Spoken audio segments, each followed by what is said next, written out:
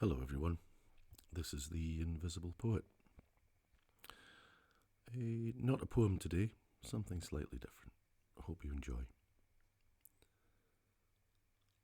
Speigel Undone, a walk in the woods in Scotland. It was a cold, very weak-sunned, icy, chilly day. Setting out from the hotel to just go and take a wee walk to Loch Malachy and the surrounding Abernethy Forest. This forest is old, one of the last stands of Scots Pines with any reasonable size to it left in Scotland from the old forest of Caledon. Special sort of place, special sort of species inside that place, birds, mammals, red squirrel, crested tit, crossbill, things like that. You don't really find in many other places in Scotland. Anyway, I set off on the rather or more exposed track to the forest before you get to the forest proper. The dirt track had puddles that were frozen over with the icy morning. Had that fun time of just snapping the ice. Don't know why that's so much fun and so much pleasure, that snap of the ice on the top of the puddle and then the crunch underfoot almost makes you want to jump across each part of the track to get to every puddle. You'll be the first person to ever snap that ice and the last person to ever snap that ice. Anyway, that little bit of fun over, I kept tracking into the forest. And as the forest sort of builds up, the underbrush builds with it, so bushes like juniper, smaller ground flora like crowberry, that type of thing. So very much a unique habitat for Scotland, certainly. All over Sweden, I mean, it's basically Sweden in miniature, but in Scotland, yeah, as I say, this last stand. So off I'm going. And again, just enjoying the trees as they start to grow, the ruddy red bark of Scots Pine, even on a cold winter's morning with the sun not really supplying any sort of heat. Still the bark would radiate that little bit, that bit of redness, red touch in the bark would give us a nice warm feeling. So I was bundled up well enough. I had plenty of gear on to fight off the cold, except for the usual cold nose. But the walk was just beautiful as always. It's never a dull moment in the forest. You got red squirrel, as I say, often cavorting around the trees, spiralling up and down, head first, head up.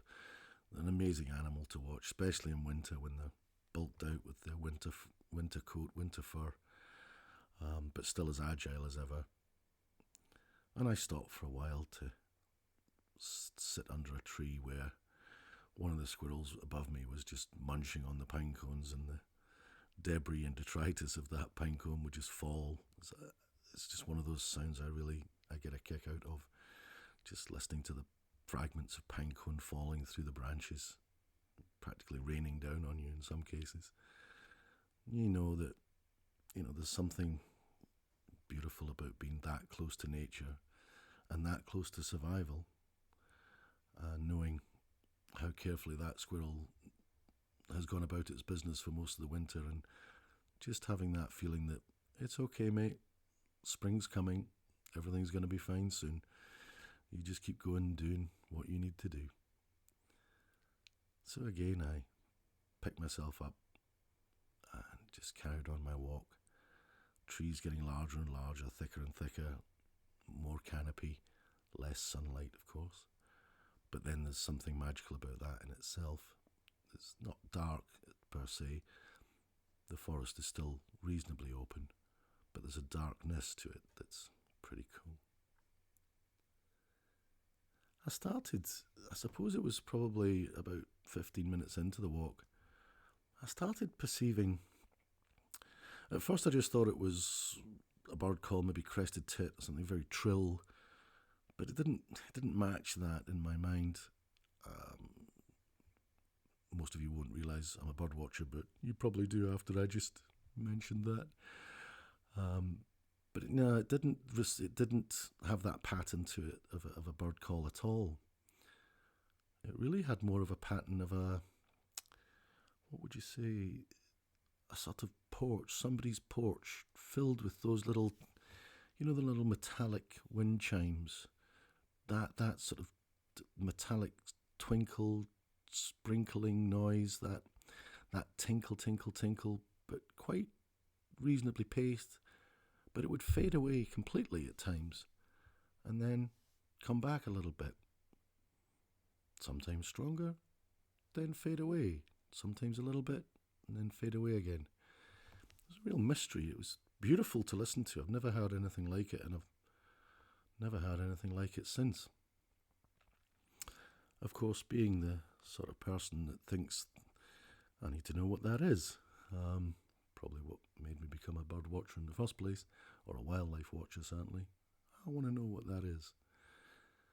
So I'd planned to go to Loch Malachy. That was the natural route of the track anyway, which would then swing round into the bigger Loch Garten.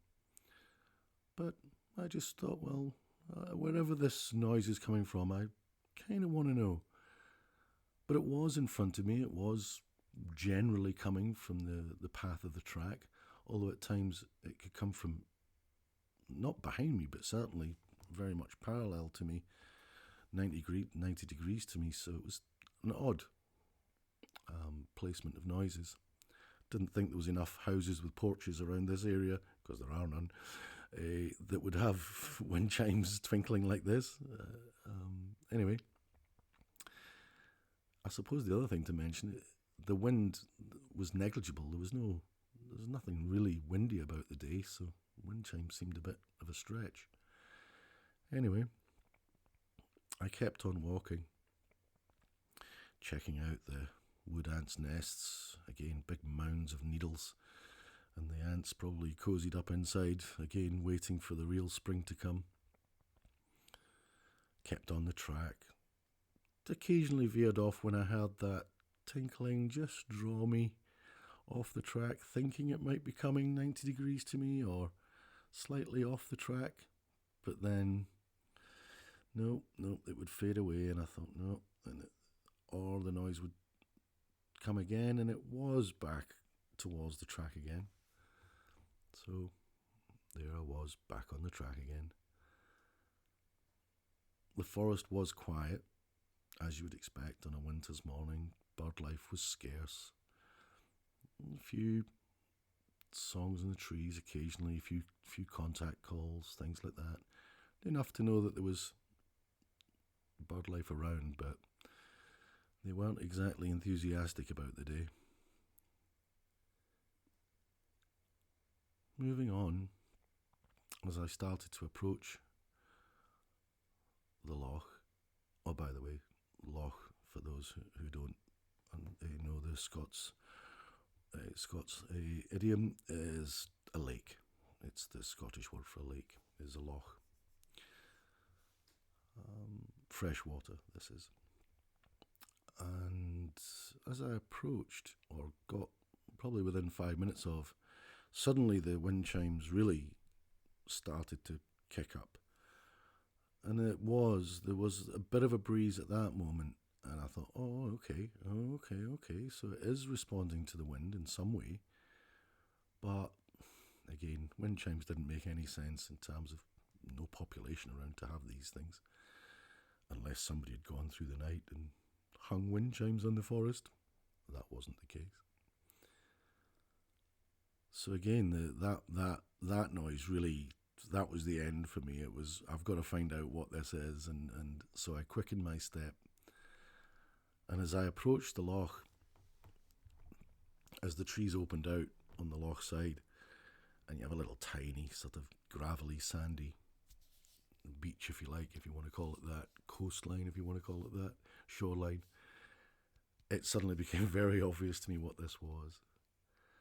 So clearly during the winter nights, the loch had frozen enough that it had got a thin, let's just say 2 or 3 inches whatever that is in centimetres, 5 or 6 centimetres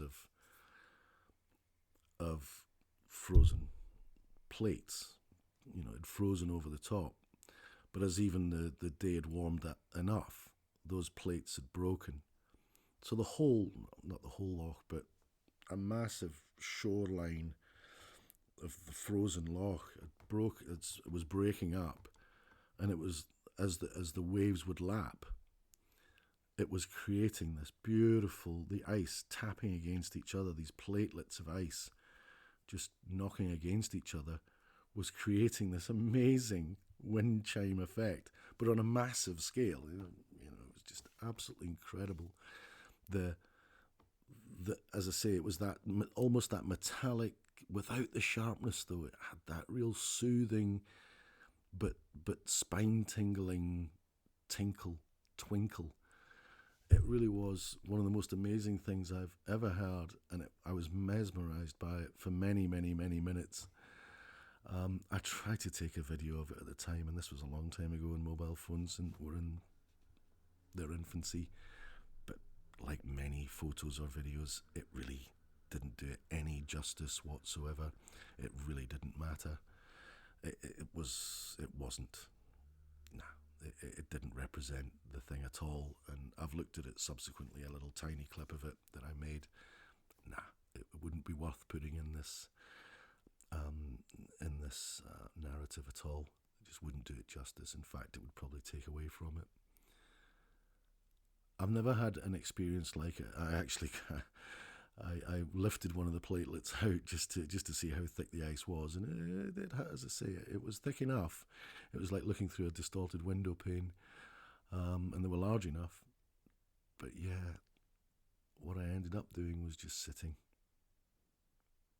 on a tree stump and just enjoying as the wind picked up just enough just to get these platelets moving and tinkling again.